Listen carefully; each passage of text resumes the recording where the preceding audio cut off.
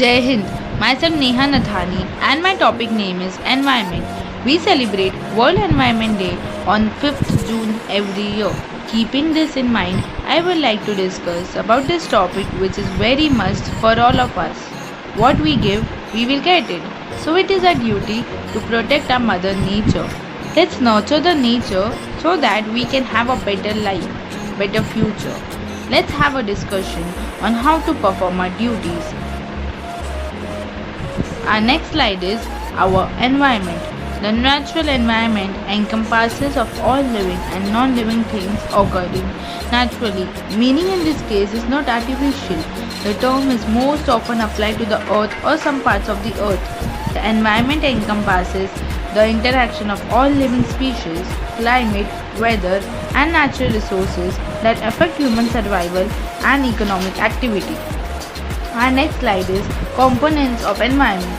The basic components of the environment are atmosphere or the air, lithosphere or the rocks and soil, hydrosphere or the water, and the living components of the environment or the biosphere. The thick gaseous layer surrounding the earth. It spreads up to 300 km above the earth's surface. Now let's see about the composition of the environment.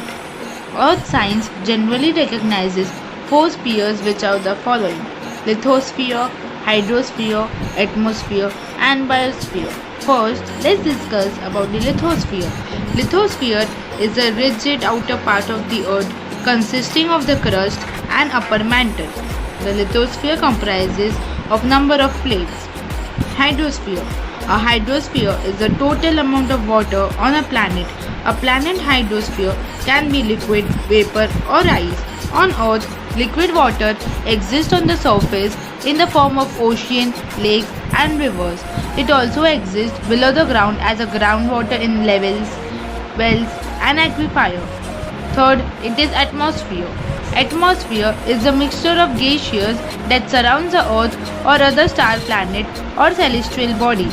Earth atmosphere is composed of about 78% nitrogen, 21% oxygen, and 1% other gases. Fourth and last, it is biosphere. Biosphere is the part of the Earth's surface and atmosphere in which plants and animals can live. There are several species of organisms that vary in size of microbes and bacteria to large amount. In short, it is correspondent to rock, water, or life. There are some other minute spheres also recognized by scientists, but they are not yet into consideration. Our next slide is life. Let's discuss about the life of the environment. Humans need to interact with the environment to obtain our food, water, fuel, medicines, building material, and many other things. Advances in science and technology have helped us to exploit the environment for our benefit, but we have also introduced pollution and caused environmental damage. A diverse variety of living organisms can be found in the biosphere on the earth, and properties common to their organisms such as plants, animals, fungi, protists, archaea, and bacteria, which are a carbon and water-based cellular form with complex organizations and predictable genetic information. So basically, environment is the surrounding where we can live and survive. Also, everyone should use natural resources in a limited quantity. Indirectly, Earth is equals to life. A clean environment is essential for the existence of all living beings. Everyone should give priority to the save in the environment. Our next slide is biomass. What is biomass? A biomass is a collection of plants and animals that have common characteristics for the environment they exist in. They can be found over range of quantities. There are 5 major types of biomass: aquatic, grassland, forest, desert, and tundra. Through some of these biomass can be further divided into more specific categories such as freshwater, marine, trophic, rainforest, temperature forest, and a taiga. Aquatic biomass includes both freshwater and marine biomass. Hence, biomass are often identified with particular patterns of ecological succession and climate vegetation. Our next topic is biogeochemical cycles. Global biogeochemical cycles are critical to life, most notably those of waters, oxygen, carbon, nitrogen, and phosphorus. The nitrogen cycle is the transformation of nitrogen and nitrogen containing compounds in nature. The water cycle is the continuous movement of water on the earth. Water can change states among liquid, vapor, and ice at different places in water cycle. Next, it is carbon cycle. The carbon cycle is the geochemical cycle by which carbon is exchanged among the biosphere, hydrosphere, and atmosphere of the earth.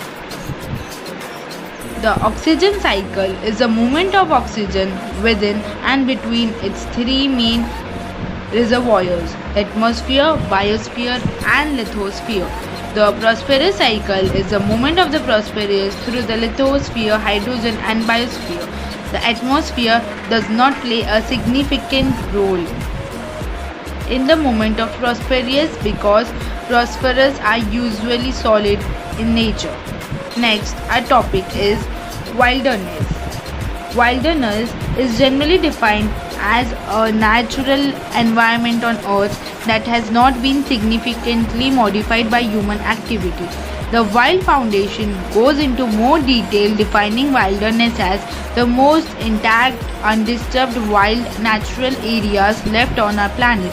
Those large truly wild places that humans do not control and have not developed with roads, pipelines, or other industrial infrastructure.